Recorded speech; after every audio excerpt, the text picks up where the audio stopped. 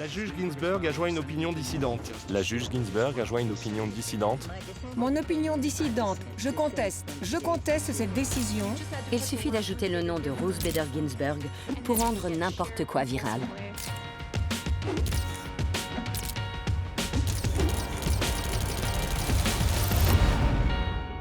Je l'ai connue parce que ma fille habite aux États-Unis. Et donc, quand je lui ai dit que j'allais faire la voice-over et un peu narratrice et aussi la promotion pour ça, pour ce documentaire, elle était extrêmement fière de moi. Je ne réclame aucune faveur pour les femmes. Tout ce que je demande à nos frères, c'est qu'ils ôtent leurs pieds de notre nuque.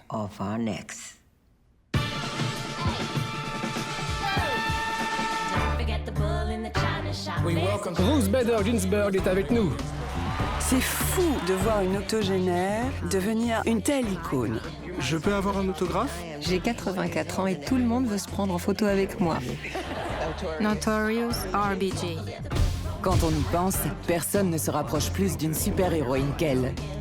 Ruth Bader Ginsburg a littéralement changé la vie des femmes américaines. Elle dit, on va faire la loi, puisque je peux, en fait. Puisque je peux, faisons un texte de loi, et le reste suivra. C'est comme ce qu'a fait Simone Veil avec l'avortement, ou Badinter avec la peine de mort. Je pense que les arguments étaient tellement puissants, tellement magnifiques, que la loi devient une bonne raison pour le peuple. Elle a décrit pour les juges masculins la réalité quotidienne de ces citoyens de seconde zone qu'étaient les femmes. Le fait est que la discrimination pénalise presque inévitablement les femmes. Je me voyais comme une institutrice de maternelle à cette époque. Les juges ne croyaient pas en l'existence d'une discrimination selon le sexe. Elle ne fait pas d'esbrouf, quoi. Elle trace, on va dire. Elle trace. Et depuis qu'elle est toute jeune, quoi. Elle fait partie des gens qui non seulement n'humilient pas leurs adversaires, mais rendent tout le monde intelligent. En disant, mais non, vous êtes meilleur que ça, vous savez bien que ça, vous ne pouvez pas accepter ça, donc ça, on est bien obligé de le faire. Elle a une façon de ramener de l'intimité et de la conviction profonde à chacun, même aux plus roublards, même aux plus, à ceux qui connaissent bien tout le mécanisme de la défense.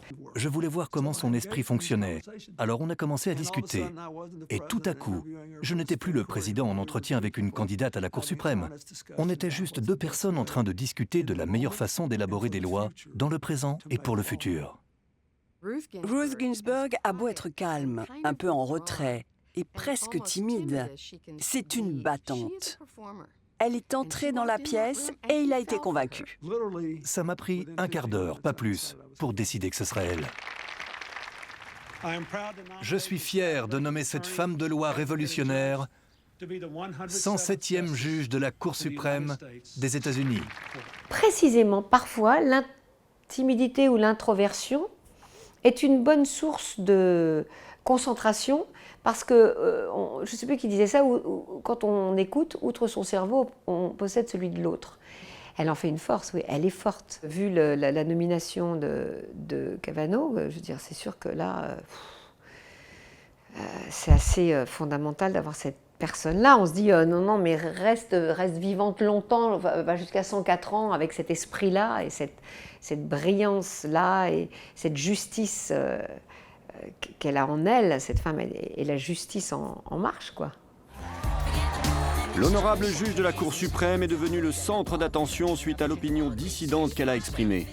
Qu'on soit d'accord avec elle ou pas, on ne peut que reconnaître son apport à cette cour. Une héroïne progressiste, Ruth Bader Ginsburg. Les gens l'admirent, mais ils n'ont même pas idée. C'était la reine.